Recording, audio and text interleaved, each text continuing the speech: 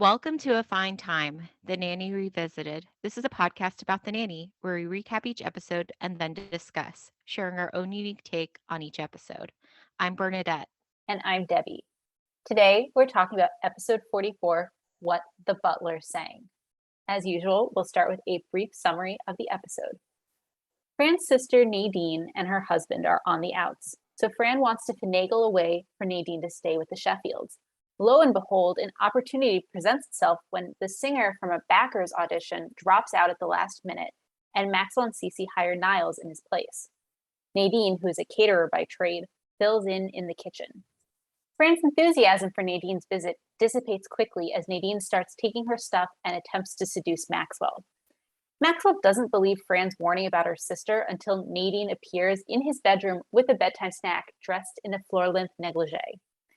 Fran takes matters into her own hands yet again and calls Barry, Nadine's husband.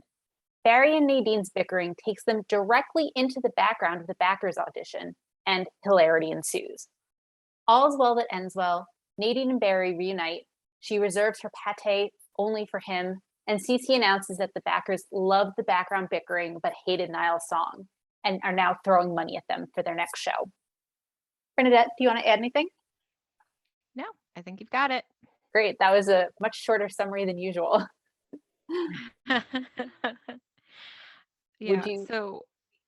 I'll start in the living room. Perfect. We open up with Niles and Fran. Niles is singing. When I was 17, it was a very good, I didn't write all the lyrics, year. But he's singing. Yeah. And Fran, compliments him on his singing and then also mentions, though, at the same time, that her sister Nadine, who I think this is like, correct me if I'm wrong, Debbie, this is pretty much the first time we really learn much about her sister. Correct. We also, not to totally capsize future fun, but this is the only time we meet Nadine. Oh, okay. Yeah, because again, we learn that her sister is a caterer, and her husband has left her. And, Fran notes, well, Barry's a lowlife. I would know. I dated him for 6 months before my sister stole him from me. Right. And, and so, Fran's worried about Nadine, though. And, Niles is asking her about stuff. And Fran's like, well, we came from the same womb and she was 13 pounds. So, she really made way. Why do you think I have such a beautiful forehead? So we learned that Nadine's actually older than Fran. Right. She came out first. I'm going to just interject and point out that I believe in an earlier episode, I think we've heard Sylvia say to, like, Fran comments about how Sylvia let them use forceps on her. And Sylvia says, I would have let them use the jaws of life because of the pain you caused me. So it's one of those inconsistencies here where she's saying, well, after 13-pound Nadine, Ma was a water slide. It doesn't really jive. Anyway, continue. But Fran's so absorbed in like telling Niles about her sister. She's snacking on something, and Niles keeps trying to like kind of interject. And finally, he gets a moment after Fran notes, "Oh, this is mix is good, but I think you went a little heavy on the cinnamon." And Niles goes, "It's potpourri." And she says, fiber. So then Maxwell and Cece walk in, and we learn, well, the opening line is, can you give us the opening line, Debbie, just verbatim, what Maxwell says? I didn't grab it, but it was something along the lines of, this is the last thing I want to see first thing in the morning. Exactly. So that prompts Niles to say, well, shouldn't you stagger her work hours, sir? Again, referencing Cece. Yep. And it turns out that they have a backers audition coming up, and the singer who was supposed to be there dropped out. And, so they're left in a lurch. And Fran pipes up and says, well, what about Niles? And Cece says, he said left us in a lurch, not get us lurch. Exactly. And anyway, and even like Maxwell doesn't really put much stock into that idea until Niles in the background as he's cleaning starts singing because Maxwell's saying the kind of characteristics they're looking for, someone they have to obviously be a good singer, emote, and while he's saying these words, Niles is in the background cleaning and doing exactly that. And then so again, Maxwell finally puts it together and he's wondering, oh, maybe we should. And Cece, I believe, is it Cece or Fran who says, well, don't get ahead of ourselves, who says he would even want to do it? That was Fran. But and Fran winks at Niles. Oh, yeah. Yeah. And he again dryly says, yes, I do love my work, as he's spilling like ashes into Cece's purse. Correct. Unbeknownst to Cece, of course. But anyway, and I think prior to this, maybe, sorry, I jumped ahead. Before Niles started singing, they're having this conversation about whether or not he would even want to do it. And that's when he like says, oh yes, I do love my work, spills the stuff into Cece's purse. And Fran's not a smart man, but a very talented one. Yes. Because Niles chose to work for Maxwell instead of like pursuing his dream of singing. But then again, he starts singing in the background while Maxwell's giving the characteristics they want to emote, and Fran's encouraging Niles like, sing out, Louise. Mm-hmm. And at the end of that, Cece goes, oh God, Maxwell, that was so good. And Niles says, top 10 things she says alone in bed. Correct. But anyway, so it's basically decided that, okay, Niles is going to be the singer for that audition, the backers audition. But then Fran comes to a realization, well, if Niles is going to be busy with practicing, who's going to do the cooking? And Maxwell says to Fran, well, maybe you could help out. And she's like, please. And she holds up her left hand and it's bandaged.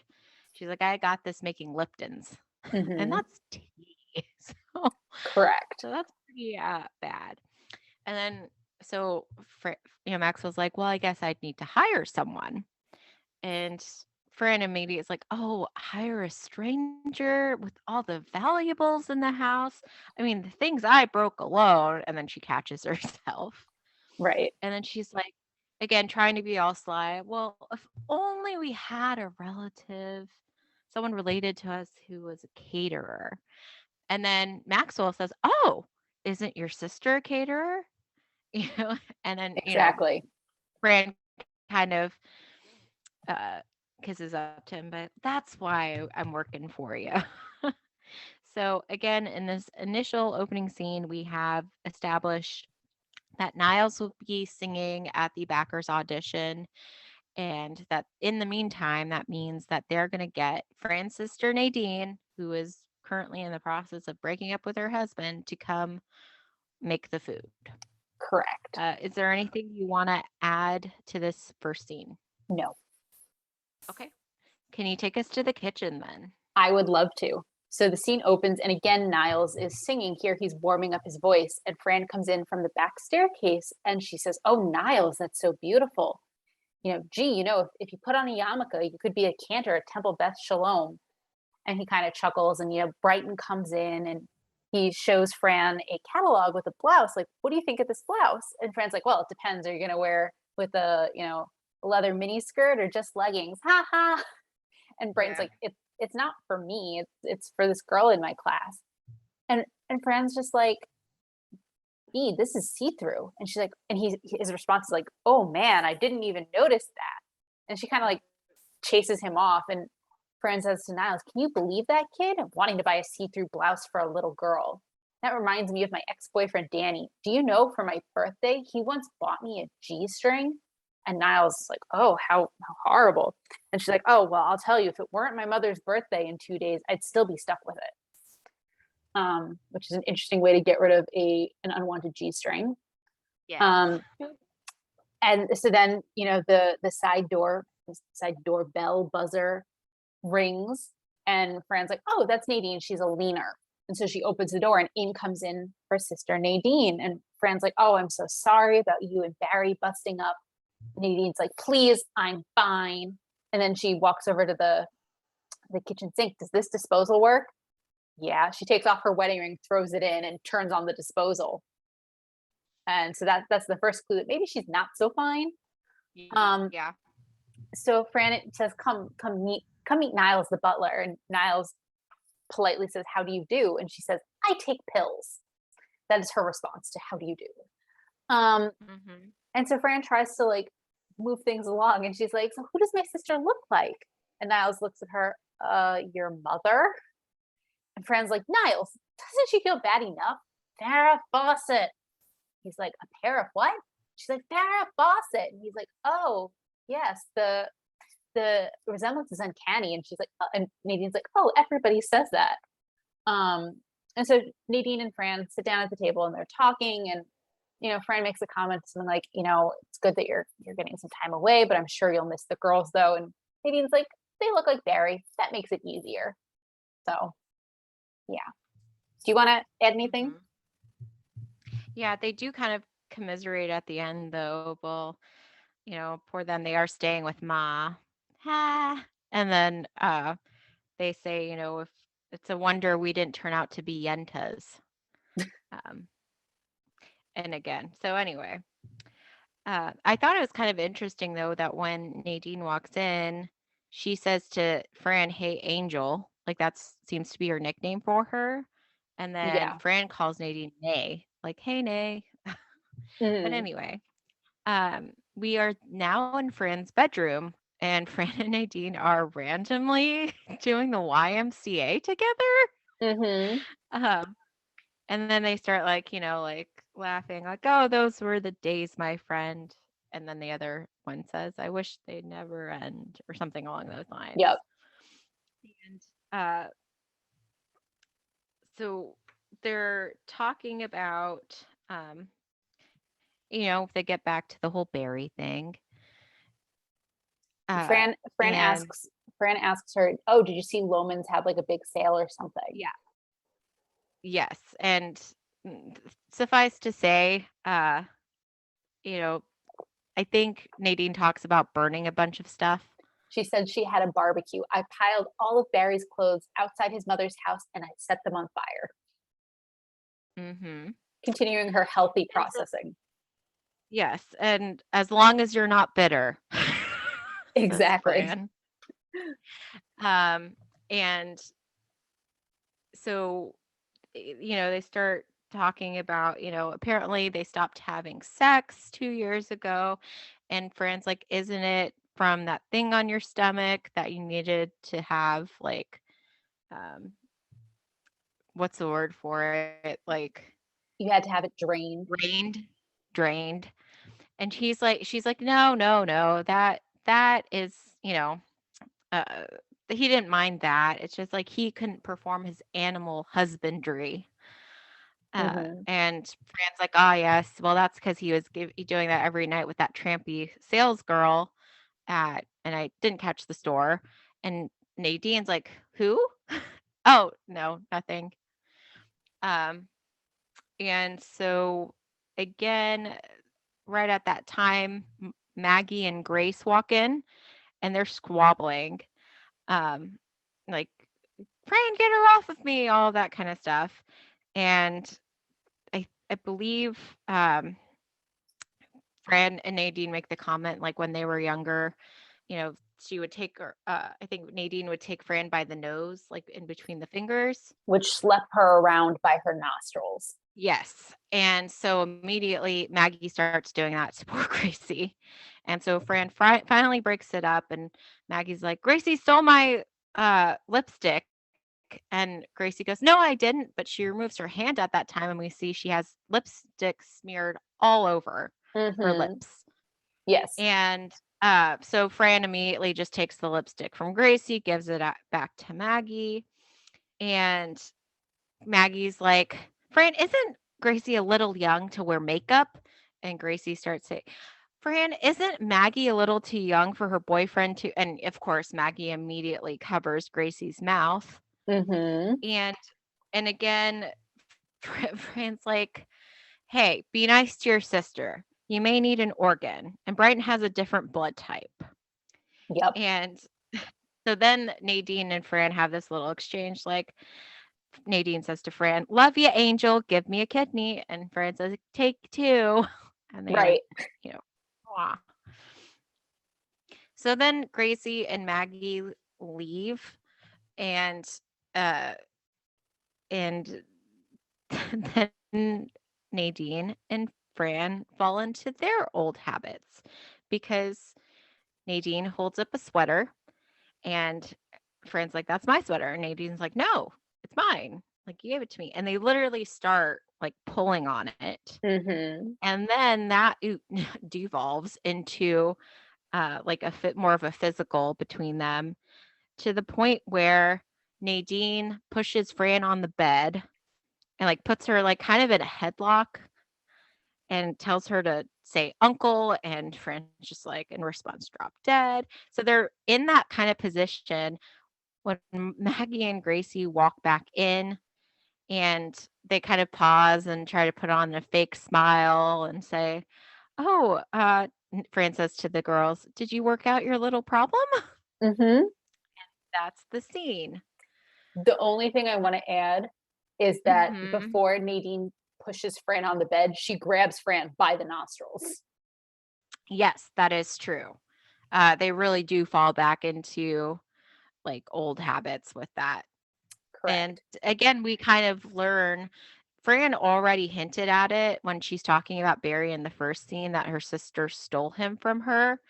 But we again get more insight into their dynamic where apparently, uh, Nadine steals Fran's clothes as well. Mm-hmm. I, So, I think we get even more context in the next scene in the mhm, kitchen. So yeah. So again, take us there. I'd be happy to. Again, we have Niles singing, and he's singing that he's the greatest star. And in walks Cece, and she, in her usual Cece demeanor, says, Niles, tea. And he not doesn't miss a beat, and he's like, yes, I'd love some. My throat's a little dry, and throw in a sprig of mint. And she snorts and laughs. I'm not getting you tea. Well, then he says in a very like scratchy voice, well, I'm not singing in your show. That's a pretty good impression, Debbie. Thank you. I'm not going to do it again because that's not great for your voice to do. And so Mhm. Cece turns on a dime and she's like, lemon? And he's like, yes, except we're out. Here's $10. Get a little rawhide chewy for yourself. And so she walks out, and Fran comes in through the back from the back staircase, and she's in a bathrobe as per usual in the morning. Don't something she's shouting up to Nadine, don't worry, I didn't fill the bathtub up for me. I thought Butch and Sundance might come by and, thought they might want to water their horses, she says to Niles. Nadine stole her bath. And so Fran tries to explain to Niles a little bit more about her relationship with her sister, that Nadine has wanted everything she had, her clothes, her toys. And Fran gives a great example. Once I actually got a shag haircut because I knew she'd look lousy in it. Took me 12 weeks to grow it out, but she looked like Cousin It. Oh, I tell Mhm. you, Niles, if she could, she would be me. And Niles doesn't believe her at first. And again, it's that comedic timing that the show has. Nadine comes down from the back staircase. Good morning, everyone, in a bathrobe with her arms spread out, head tilted the same way Fran does. Mhm. Um, And and of note, the bathrobe, I think this is a kind of a scene where we need to talk about exactly what the bathrobes look like go for it. because Fran is wearing her yellow bathrobe with like daisies, like white daisies on them, Yep, and Nadine wears the same type, but like with a green shade with white correct. daisies. So it's like not exact, it's not the exact same, but it's pretty darn close. Yeah, we'll actually have a situation in a couple scenes where they are wearing the exact same thing. So Yes, yes. This is like kind of like a precursor. getting into yes, yes. Yeah. easing into that. Yeah. So Niles, does the whole butler thing and asks Nadine if she'd like a freshly baked croissant. And she says, "Oh, that would be faboo," which is a term I don't recall hearing outside of this episode. And she's like, Uh-huh. "You sure it won't be too much trouble?" And Niles is like, "Well, when Miss Babcock comes back, I'll just send her back out." And so he I think leaves, and then Fran and Nadine are talking, and Fran. It's clear that Fran has had her fill of Nadine's visit and wants her to leave. And she says, "Maybe you should leave." And Nadine's like, "I don't understand." Well, this wasn't a good idea, but why? Like Nadine just doesn't understand and says things like, "I don't understand. What are you talking about? Why?" And you know, Fran tries to make her feel better, about her marriage breaking up, and says, "You'll find someone else. You can cook your way into the heart of any man." And Nadine's like, "Well, that's easy for you to say. You're so lucky. You're living like Ellie Mae Clampett. You've got a gorgeous guy." Fran's like, "What? Where?" And who walks in? Mr. Sheffield. And Fran's Mm-hmm. like, "Mr. Sheffield? He's my boss." And so Nadine's like, "So there's nothing going on between the two of you?" And Fran's like, "No." And so Nadine draws the obvious conclusion. "So you don't mind if I go after him?" Mm-hmm. Not necessarily, not the conclusion that Fran wants her to draw, not the conclusion I think the audience wants her to draw, but that's going to motivate some more of the episode. Mm-hmm. Indeed. Would And you? in fact, we go to the kitchen next, and I'm assuming this is probably like the next later that morning or the next day, but Nadine is the one who's actually cooking, and in her outfit she's wearing like all different like leopard print, cheetah print, Yeah, some I, type of animal print. yeah. There's an animal print, and then I think there's also like a black lace overlay over like a tannish skirt. It's a lot. Yes. And she's kind of like Dancing. moving, yeah. And she's making her stuff, and she even when one's ready to try, she's like, "Mr. Sheffield, booby, come over here and try it." Mm-hmm. And Fran immediately also goes with Mr. Sheffield to near the stove area. They each take, a bite. Mr. Sheffield approves, likes it, but um, Fran makes this big show of going, "Ah," and spitting it out. And they look at her, and she's like, "Ah, I ate a big piece of fat." And And oh, before that, mm-hmm. so you're right. Nadine says, "Mr. Sheffield, Bubby, come try, taste this, whatever." And he does, and then he's has a bite. Nadine has a bite, and they're like leaning towards each other, going and smiling, and Yeah. so it's more than just like he's tasting it and Fran's being like, "Oh, this is gross." It's No, like they're bonding. yes. And to Fran's remark about eating a piece of fat, Nadine kind of suggestively looks at Maxwell and kind of has her hand over her stomach and says, that's where you get the flavor. That's where all Um, the flavor is. Yeah, and she yes, like rubs her stomach and kind of like does a flirty little move. yes. And so Fran, seeing that Nadine's, touching her stomach, says, "Do you need that thing drained again?" Yep. Which is not very nice, but understandable. Mm-hmm. But then Nadine asks them to watch her dumplings because she needs to go get something from her room. And uh, Fran immediately corrects, "My room, and your dumplings are down to your knees." Mm-hmm. So Nadine leaves, goes up the back staircase, and Maxwell asks Fran, "Oh, where have you been keeping her?" And Fran's like, "In a jar with air holes on top." And And then she just flat out tells Maxwell, like, she's throwing herself at you. Yep. And um, he he's not quite, believing her with this. Mm-mm. And she's just here to cook. And Fran says, "Nothing says lovin' like something from the oven." Mm-hmm. And Niles is also in the kitchen. And yeah, I think Maxwell may have left, but anyway, Well, Fran before addresses her. Maxwell leaves, he Mhm. says, so Fran makes that comment about nothing says lovin' like something from the oven, which is a phrase that you'll never get out of your head. Yeah. He says to Fran, "You're off your bloody rocker. Thank God you're not operating heavy machinery, just raising my children." And then he leaves. That's correct. And then so Fran addresses Niles, and there's something to be said about the sibling rivalry. And Niles is like, "Don't you mean rivalry?" And Fran says, "No, riflery," and then pretends to like cock a gun and shoot it. Boom. Yeah, no, I mean, and she does the cock, boom. Like, Yeah. yeah, it's good to watch. It's hard to describe. Yeah, exactly. So, do you have anything else to add to that scene? No, I already interjected the few things I wanted to add. Sorry. Okay, so take us to Maxwell's room for the first time ever. I thought this was our first time in Maxwell's bedroom. What did you think of it before we get into what happened? It was like very quintessentially like rich male, if that Uh-huh. makes sense. It looks like him, doesn't it? Yeah, I mean, like again, it's something you would like to some extent the stereotypical, like all of the wood, um, dark, that kind of stuff. Mm-hmm. Big bed. Yes. Yeah. And the room is like much larger than we've seen other bedrooms, I think. Yes. Well, it is the master bedroom after all. Yes.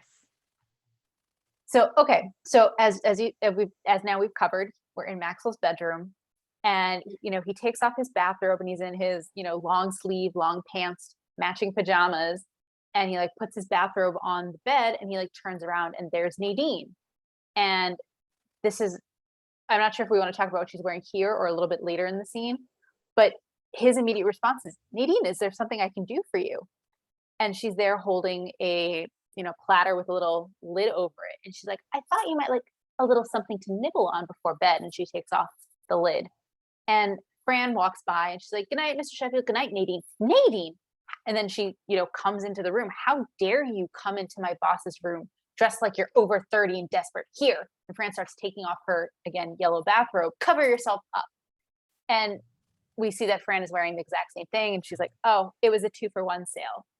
The two of them are wearing what I've described as a floor length negligee. It's like a dark purple, spaghetti straps. Is it a V-neck or a sweetheart neckline? Yeah, it's Mhm. like a sweetheart neckline with the spaghetti straps. It's tight fitting. It's silky looking. Mhm. Um, is there any? Would you like to No, further describe? Okay. no, that's an apt description. Okay. So, Nadine doesn't really take well to being covered up. And she's like, "I have nothing to be ashamed of. I have a beautiful figure." And she says to Maxwell about Fran, "She's not the only one with a body for day." And Fran does not approve of this. "Shh, don't tell my boss I've got a body for days. He's not blind." And so like Fran tries to get Nadine to leave. Nadine wants Fran to leave. And, they start kind of slapping each other a little bit. And Maxwell chimes in, "Ladies, can we take this outside or to a mud pit somewhere?" And Mhm. not a great line from him, sort of doesn't really go with his character so much, I think. Mhm. Um, and at some point, Niles walks by and sees that the two fine women are in Maxwell's bedroom and asks him, does he need an extra pillow? And Mhm. Maxwell's like, "Good night, Niles." And Niles is like, "I'm not tired." "Good night, Niles." Niles leaves. And Maxwell says, if you'll excuse me, I'd like a moment alone with your sister." Both of them think that he's talking to them, like that he wants to talk to them by themselves without the other. Mhm. Um, and so he makes it clear he wants to talk to Fran, not Nadine. And Nadine says, "Good night, Mr. Sheffield. If you want me, I'll be in my room." And she like waves her fingers and walks out. Um, well, guess what? Maxwell finally realized that Fran was right. And he says, "Well, congratulations, Miss Fine. You were right about your sister. Is there anyone in your family who's not a raving lunatic?" And Fran at first takes offense to that. "Hey, I'll have to get back to you on that one." Hey, like she doesn't really like her family being described as full of raving lunatics. Mhm. Although it's sort of also an apt description, to use your phrasing. Mhm. Do you want to add anything? Yeah. So one of the things is this is a running thing throughout the episode is when Nadine mentions that you can come to my room. Fran yells after her, "My room, Nay." Right. Um, and the other thing is whenever they start their kind of like slap fight thing, they each are like, "Hey, hey, hey," back and forth. Hmm. And then after, Fran's like, "I'll have to get back to you on that."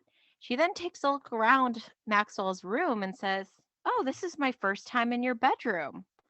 Um, it's, bigger than I thought," or something along those lines. And then she says it kind of has a James Bond octopusy vibe to it. And and Maxwell goes, "Get out." And she's like, "Bye." She was like, she had wandered kind of further into the room looking around, and then he's just like, "Get out." She's like, "Bye." So that's all I Hmm. have to add. So the next scene, we're in the living room, and it's obviously the day of the show, and Niles is warming up his vocals with the me, me, me, me, me, kind of thing. I'm not going to do it, but saying me, me, me, me, me. The doorbell rings, and Cece says, because nobody goes for it. And Cece says, "Who's going to get the door?" And in the same kind of vocal warm up, Niles turns to her and says, "You, you, you, you." Exactly. And so Cece goes to answer the doors, and Maxwell comes up to Niles and asks him, like, "Oh, like, how are you doing? How are you feeling? What's it like?" That one. And he's like, "Oh, this is sir, this is a dream of a lifetime." And Maxwell starts going on about, "Oh yeah, well, I hate these things. There's so much pressure, and so many people's livelihoods are at stake." And he goes on in that kind of vein, and you see you see Niles's eyes just kind of widen, and he's like just kind of looking out, kind of in what we would think is like dawning like horror anxiety, that kind of stuff. Right. And and it's just a very quick scene. But again, it's like you as an audience member would be like, "Maxwell, that's not helping. Exactly. Why would you say that?" Because um, without getting too far into it, what this kind of sets up then is the expectation that like Niles is going to choke on Hmm. singing, which spoiler does not happen, but that's Correct. what it implies, right? Right. Uh, I know that was a very quick scene. Do you have anything to I add do to not that? know. Okay, then I'm take just us to the kitchen. I was just gonna say I'm just disappointed you didn't vocally warm up for all of us. It's No. fine. I'm just teasing. That's fine. I understand. I wouldn't want to do it either.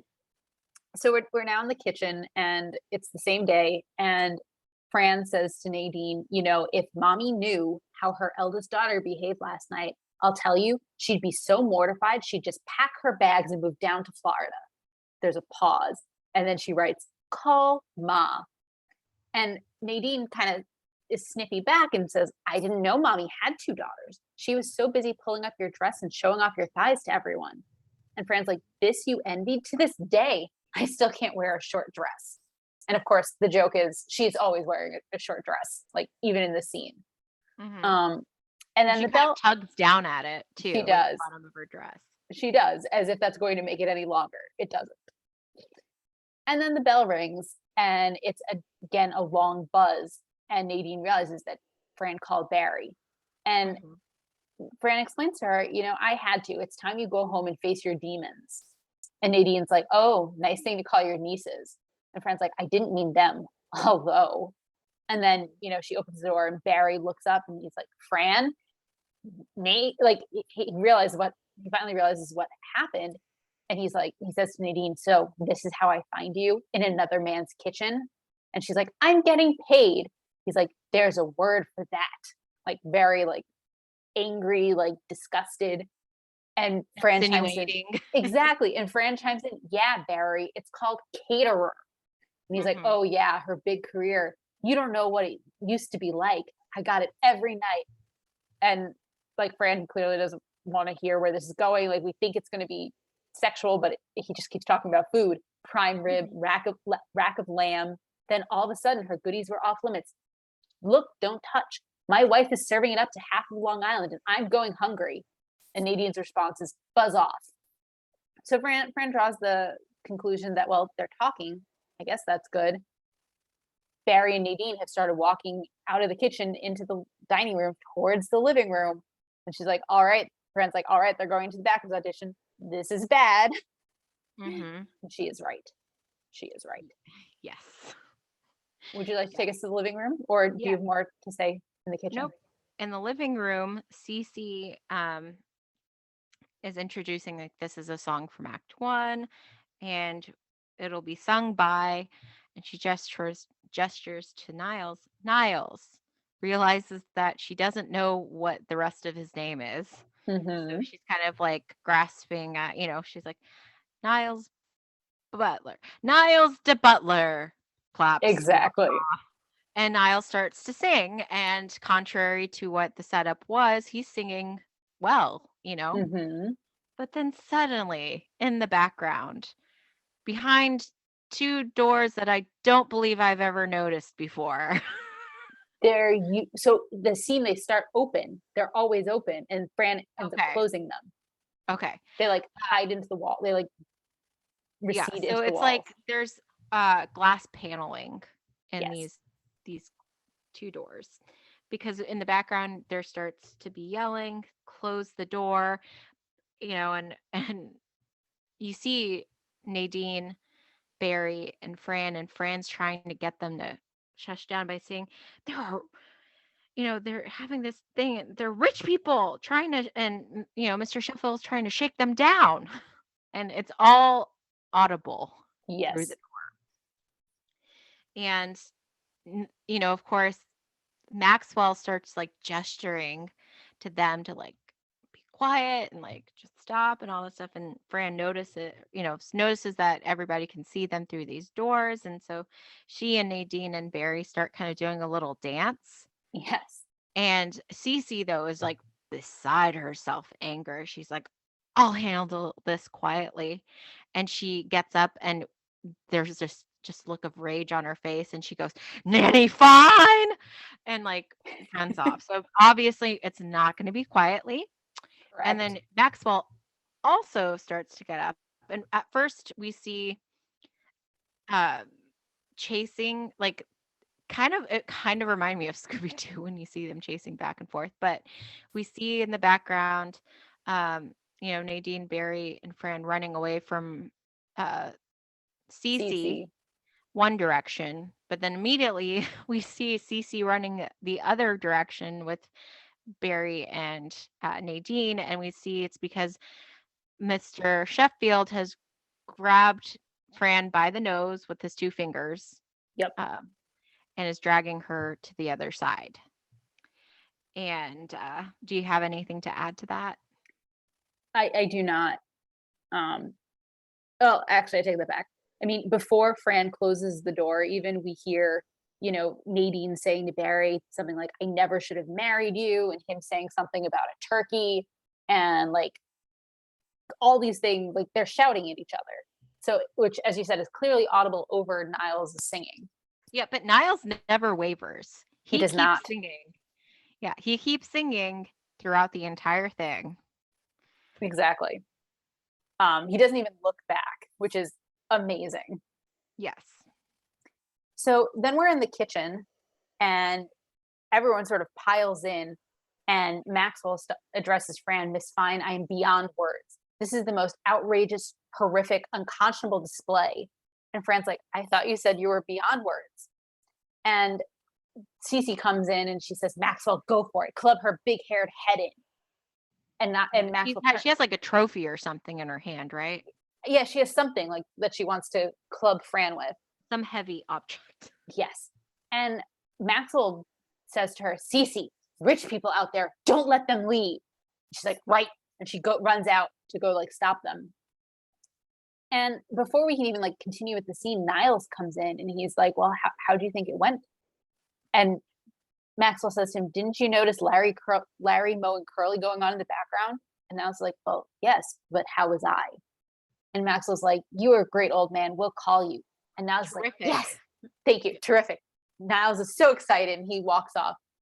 And so Barry now introduces himself to Maxwell. Barry Cooperman, how's it hanging?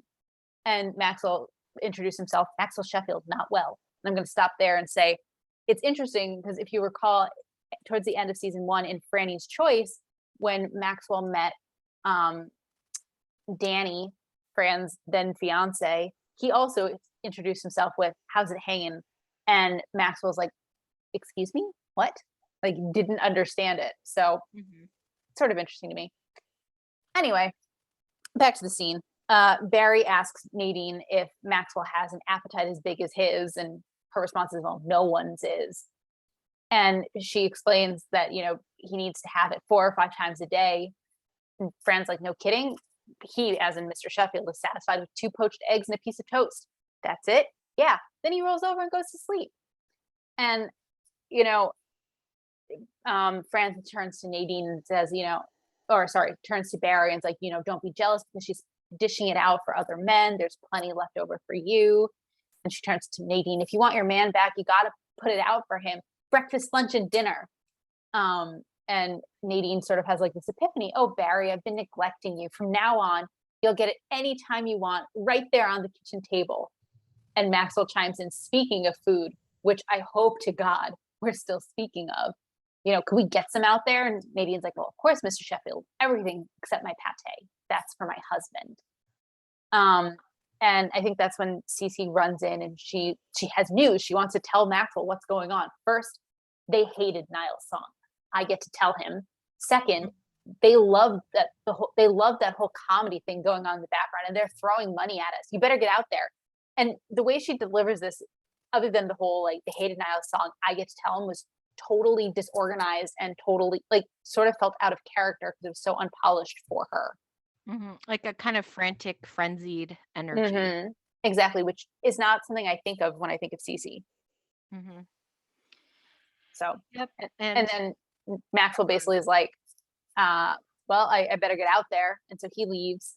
And Nadine has gone up to get something from her room so she and her husband can leave. And he follows her, and Fran's by herself, and she starts singing, I'm the greatest star, you know, and she's grabbing a platter, and Maxwell walks in as she's singing, and she's just like, here, and hands him the platter and stops singing. Yeah. I just wanted to add, so like whenever Maxwell is asking about, you know, the food, and Nadine says, everything but my pate, that's for my husband. She feeds him like a bit of it. He says, baby, that is good. They start kissing. And then Nadine's like, oh, I need to just grab, you know, stay down here. I need to grab things out of my room. And again, it's Fran's room. Right. But the end credit scenes, Fran is calling her mother, Sylvia, and tattling about how Nadine wore, you know, that negligee with a rack of, you know, roast rack of lamb. And we can't hear Sylvia, but from the conversation, you know, Fran's like, what do you mean I should have thought of that first? You know? So Sylvia's obviously not mad about it. And she's not moving to Florida. Yeah. And then obviously Sylvia asks about her hair, and Fran's like, hair, it's lousy, and then like hangs up. She's clearly disappointed by the direction that conversation went. Apparently, yeah. Yep. So that's the episode. That is the episode. Is there anything you want to talk about thematically before we jump into our shticks? Just you know, you did point out earlier that it seemed a little out of character for Maxwell to suggest like a mud pit for the sisters to fight in. But yeah, I was kind of pleasantly surprised that they didn't have Niles choke, you know, when it was his turn to sing. And then also contrary to expectations, despite Niles' great performance and his professionalism and, you know, being able to keep going when there's like chaos in the background, the backers hated his song and liked whatever was going on in the background. So what about you? Just kind of on that note, you know, kind of dipping into our future fun a little bit, we later learned that like Niles as a child dreamed of becoming a barrister, not a singer. Oh, So it's sort of interesting that like he considers this, as he put it, a dream of a lifetime, when later his lifetime dream was something else. yeah. But I mean, devil's advocate, when you were a kid, you probably had a couple different things that you were interested in, right? Um, Maybe, but really it was like once I picked one thing, I kind of stuck to it mostly. Oh, really? Yeah. Hmm. Um, I it was went not all to be a over singer. the place. Fair. Okay. So, do you want to jump into our shticks? I would love to. Would you like to start with some fashion? Mm-hmm. Um, so again, just notable what we talked about, the fact that they have those robes and then the matching negligees. Now, do you think Fran herself already had that green colored robe, or did Nadine bring that with her? I feel like we've seen it before. Okay. I mean, again, I have not been cataloging all of her bathrobes, but it looks like one she would have had before that we would have seen. And so I wouldn't be surprised if Nadine just took it out of Fran's closet, kind of like she took Fran's sweater. Yeah. Yeah. I was just kind of curious, like, which way that went. If they independently, got the same thing, or it was, both Fran's, and so Nadine kind of just took it. Yeah, I think Nadine just took it. Hmm. Makes sense. The other thing is that I don't know about you, but I didn't particularly like what Maxwell wore in the kitchen scene where Nadine's like feeding, like giving him um, The that food. food to try, because he's wearing like a denim shirt or something with like a tan or brown like over shirt over it, or I don't know. It's kind of like a jacket, I think. Yeah.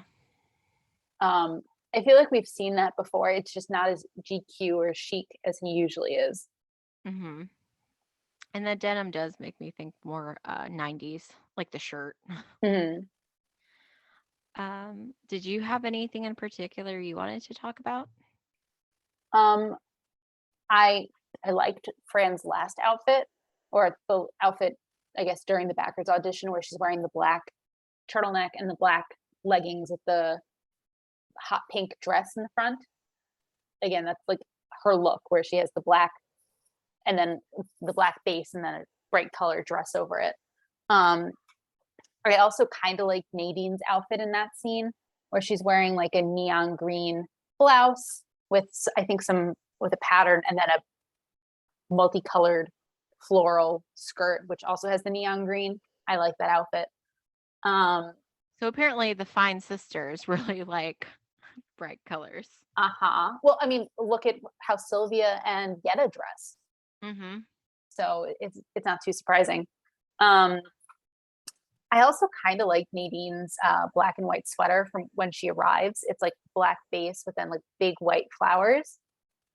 I kind of like that. Mm-hmm. And yeah, I think that's it. On the note of the negligees, like, do you what did you think of them? Like, do you think the To some description of go ahead. Well, to some extent, they could maybe pass for like formal dresses in a way, I mean, with the maybe with the sweater or something over the spaghetti strap, maybe. because it particularly like in the hip area, like however the silhouette is, or like the structure of the dress looks more like a formal dress It's than like because it a flares out a nightgown. bit. Yeah, and there's like a bit of like I can't really describe it very well, but the structure of it seems more like that. Like, because it has its own internal like boning almost. Yes, yeah. So Yeah. it was like odd. And I would have thought too, like, they would have gone like shorter, but Yeah. So, Fran's comment to Nadine is something along the lines of, you look like you're over 30 and desperate. Do you think that mhm. accurately describes those nightgowns? I'm not sure it does. I don't know. I don't, not necessarily, unless the tacking on the over 30 is to hide the legs. I don't know. I mean, I don't know. I just thought that was an interesting description of the dress, like of the nightgown, that you're desperate and you're over 30. And it's just Mhm, like interesting because I guess I wouldn't think that immediately. mhm. But what Um, was interesting is that Maxwell in that same scene is wearing like a red pajama set with mhm. similar kind of like the silky kind of fabric. Yep. So it's kind of like a similar type of vibe in a sense. I don't know. Yes, but far less revealing on Maxwell. Yes. um, yeah, I think that's all I wanted to talk about fashion wise. Do you want to jump into notable New Yorkers? Yes. So again, there's like a lot of songs throughout. Yes, I'm I'm assuming the first song that Niles is singing is from an actual it is an play. actual song. Mhm. It he sing the line he sings is "When I was 17, it was a very good year," and that is a line from the song "It Was a Very Good Year." But the song was actually made famous by Frank Sinatra. Okay. So that's according to our friends at Wikipedia. Nice. Do you want to go through all of the songs at once, or Sure, that might make it easier. okay? Um, so when Niles convinces Cece and Maxwell to give him a shot, he's singing the song "Impossible Dream" from Mana La Mancha, which is the musical adaptation of Don Quixote. Um, the song that both Niles and Fran sing at different points about being the greatest star is the song "I'm the Greatest Star," which is from Funny Girl, and that is, according to our friends at Wikipedia, Fanny Bryce is the um, lead character in Funny Girl, and she was played by Barbara Streisand, both Mhm. in the original Broadway cast and in the 1968 film. Mhm. Let's see, what were the other songs? The song that Niles is singing during the Backers audition, I couldn't find it anywhere. And I did find a website that basically was like, the only place I've seen this is on the Nanny. So that might have been an original piece. Yeah, I was curious because they were making it seem like this is, again, the song from the first act of the play they're pitching to the backers. So it may have been an original song. Exactly. I think those were all of the songs. Did I miss one? I don't think so. Okay. And I'll just throw out, because it's song related, where Fran says, "Sing out, Louise." That is the opening line from Gypsy. Um, and the reason I found that on a website called annotedgilmoregirls.com because Gilmore Girls also uses the same line as a reference, "Sing out, Ah, Louise." So, there you go. So there's surprisingly a couple of Munsters references.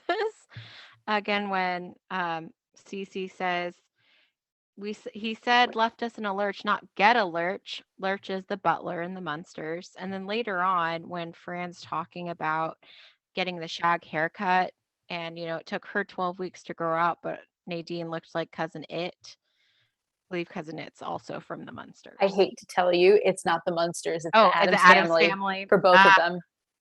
No, it's not. It is. Lurch is the manservant to the Adams family, according to our friends at Wikipedia.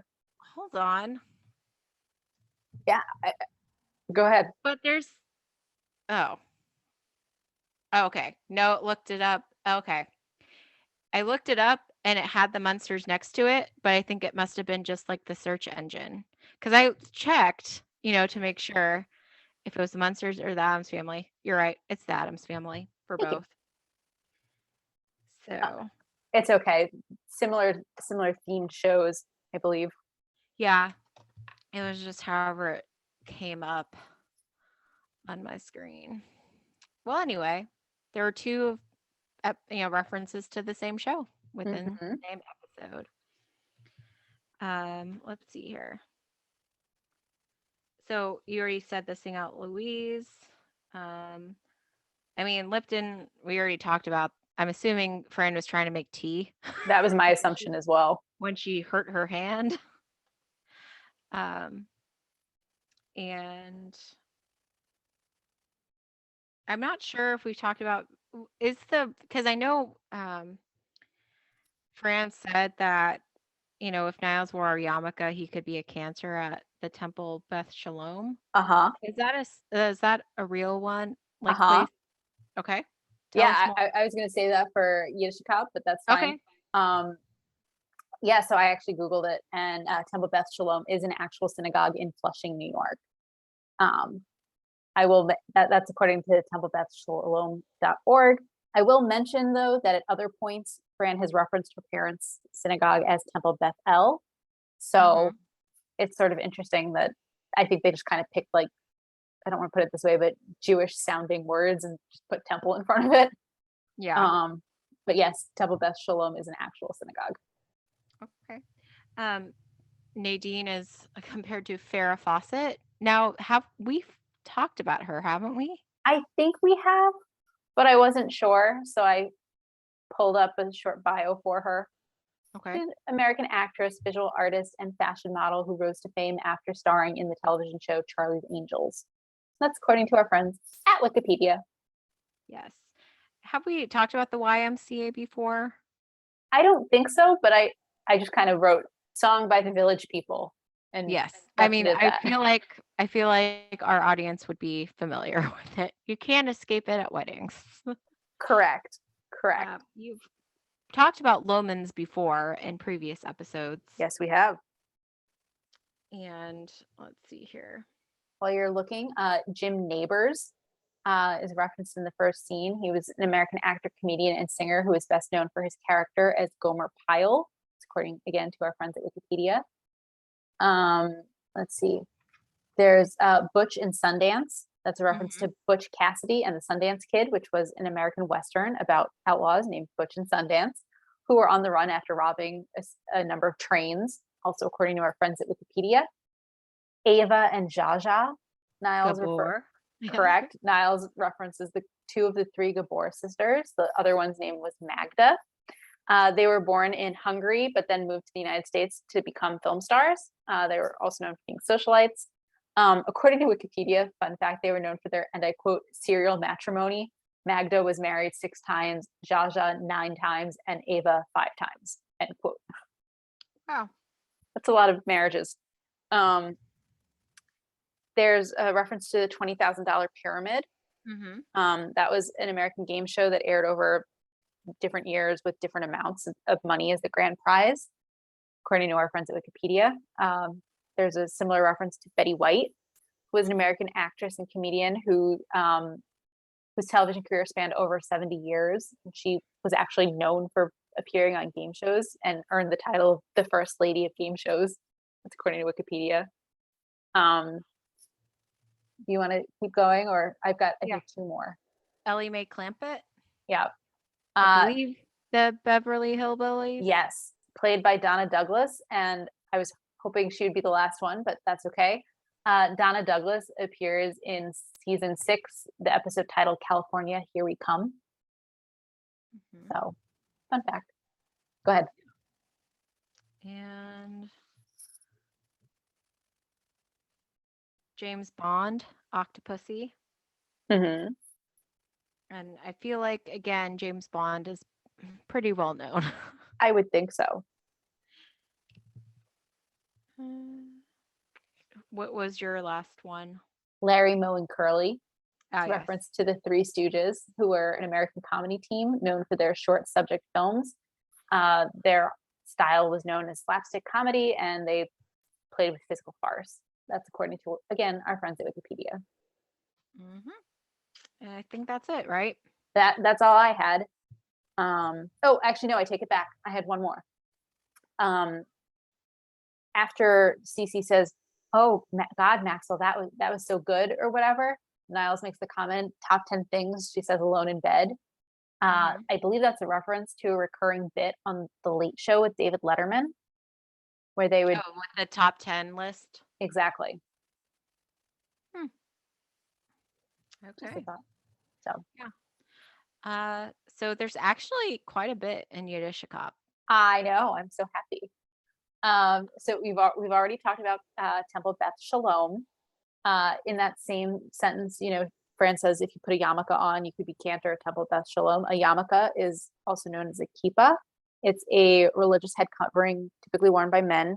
In the Reformed community, usually men will only wear it when they're praying or in synagogue, but in other sects of Judaism, men will wear it all the time. I actually read a piece a couple of years ago about a woman who decided to start wearing a yarmulke as an outward sign of her Jewishness, even though she didn't have to, it wasn't required, and she wasn't married.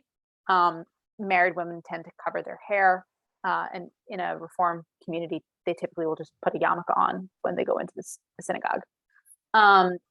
We also have the word schlep, which I feel like we've talked about before. It's basically to drag, to haul, or as I think it was Merriam-Webster put it, to proceed or move, especially slowly, tediously, awkwardly, or carelessly. Finagle, I think, is a new word we haven't talked about. The way I would define it is basically like to obtain something or to fix things for a certain result.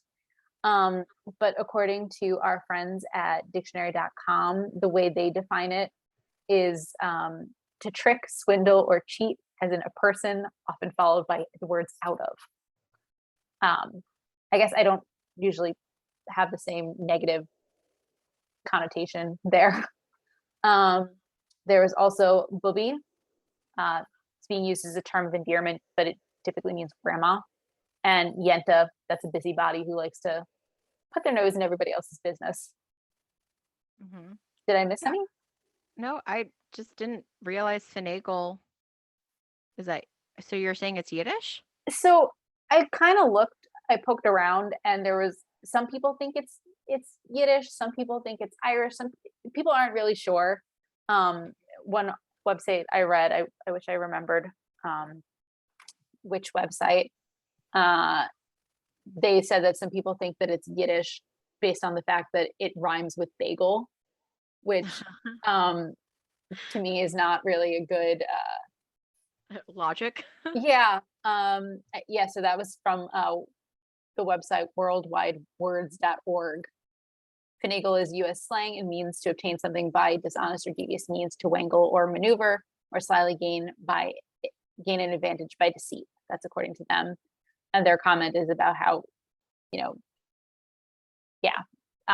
some people think Yiddish, but I think they draw a different line that it has been traced, and I quote, "Finagle has been traced to an English dialect word once widely known among the Welsh marches and down into the West Country in a variety of spellings." Going back further, so long story short, we don't know, but I'm claiming it is Yiddish because that's my prerogative. Okay. The end. The end. Not a great argument not a great hill to die on, but because it rhymes with bagel. Well, I mean, let's be fair. Bagels are amazing and wonderful, and if something rhymes with bagel, it's clearly ours. Yeah, there was nothing else, correct? Those were the ones I had. Yes. So 90s nostalgia. Old cars. Yes. Again, like I already mentioned, like Maxwell's shirt, that denim shirt, very much made me think of the 90s. Mm-hmm. In general, I didn't have as many moments in this episode that stood out to me as being particularly 90s. I wasn't sure though if there was any more you had. There was the Fran's use of the cordless phone in the first scene. Mm-hmm. And I think also in the last scene, I think she's using That's true. Cordless phone.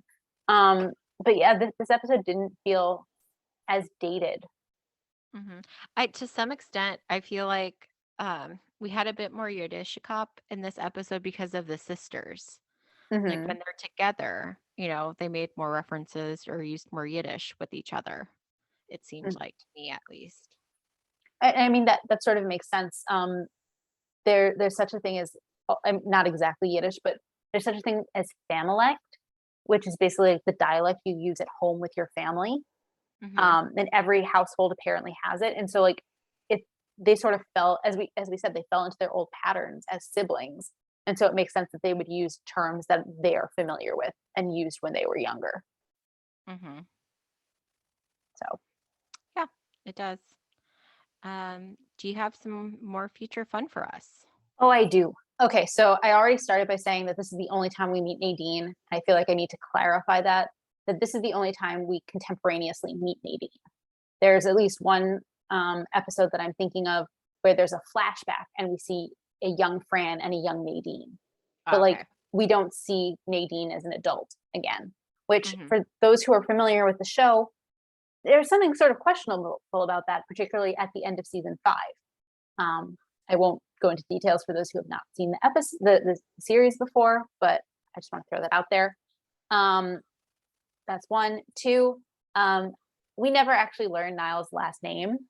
There's an episode in, I believe, season 4 where we learned that he just doesn't have one. He's like Cher. It's just Niall's. So I've it's already, not Niles de Butler? it is not, believe it or I'm not. shocked. I know. Poor Cece. Poor Cece. So as I mentioned, we later learned that Niall's childhood dream was to become a barrister. In this episode, we heard Fran say to Nadine a number of times, "I'm so happy that you're here." That is the exact same refrain that Fran relies on in season 6 when Morty and Sylvia move in with the Sheffields. Like, "I'm so happy that you're here," she says to her mother. She says to other people, "I'm so happy. I said I'm happy she's here." Is she like trying to like convince herself? No, but she does start eating because she's super, super stressed by having her mother there all the time. Somehow her dad doesn't get the same, doesn't have the same reaction. Mm-hmm. So in this scene with Maggie and Gracie fighting, and Fran says, be nicer to each other. You might need an organ one day and your brother's a different blood type. It's interesting that that's her explanation, because in a later episode, Fran talks about how she, got dragged. And by that, I mean, she conned her way into tagging along on a Sheffield family vacation by claiming that she was the only one with Gracie's blood type. So that's a little inconsistent. Yes. With Fran's comment about, this is me making Liptons. At the very end of season 4, Niles has a heart attack. And at the very beginning of season 5, Fran basically takes responsibility for getting dinner on the table. And everyone's like surprised that she's like making dinner. P.S. She makes dinner by ordering takeout. Which is something one does. exactly, which is also something she does in season 6 when she tries to bring Maxwell a picnic basket to an onset like modeling thing that he's doing in season 6. Let's see. Also kind of along the lines of Maggie and Gracie, where Gracie starts to say, "Isn't she too young to let her boyfriend?" And Maggie stops her. That's not the only time that Maggie's, shall we say, romantic choices are questioned by her siblings. There's a later episode where Brighton gets his hands on Maggie's diary. And I think he puts it something along the lines of, "While you were sticking your tongue down whoever's throat, I was sticking quarters in the copy machine at Kinko's." Ooh. So we have that to look forward to. On the comment of with Maxwell commenting on a mud pit, at the end of season 5, Maxwell attends a bachelor party. I won't say whose. And there is a Jello pit involved, I believe. What? We don't see it, but we see Niles afterwards covered in like green Jello. And then the last one is that we are going to see Maxwell's bedroom again in 2 weeks' time. And spoiler alert, he will wake up with someone else in his bed. Dun dun dun. Exactly. That's all I'm going to say. I'm not going to say who or why or where. I guess I said where. His bed. Yeah. So we've got some fun stuff ahead of us. I guess it's time to rate the episode. As usual, we're going to rate the episode from 1 lipstick to 5 lipsticks, with 1 being the worst, 5 being the best. I think it's your turn. Is It it my is my turn? turn. Okay, My cool. turn. I like it when it's your turn. Yeah, I've been kind of torn in terms of giving it Mhm. because there are definitely fun scenes within it. But for some reason at the same time it's not as like I didn't laugh as much as I did like last week. You know what I mean? Mhm. Uh, There's no wrong answer. that's true. And since we make the rules, I can always change it later. Exactly. I'll just give it like a solid 4 for now. Okay. What about you? Um, so I'm also sort of torn. Um, I like this episode a lot. I don't like it as much as last week. Um, there, as you put it, there are definitely funny moments. I think I'm gonna split the difference and give it a 4.75. Okay. You know what I really I do like the rivalry between Nadine and Fran. I like how everything sort of came together so quickly with like Fran being able to get her sister there. Like she was doing a nice thing and it totally turned. And, as happy as she was for Nadine to come initially, she's no longer happy that she's there. Yeah. So I'm going to go with 4.75 and That's call it a fair. day. Do you have anything else you want to say or are we good? I'll just make mine a 4.25 then. Okay. See, we can change the ratings. Even within like a minute. Exactly. It's fine. We make the rules. We do. So it's all fine. All right. It's a fine time. Exactly. We're having a fine time. We hope you all are too. All right.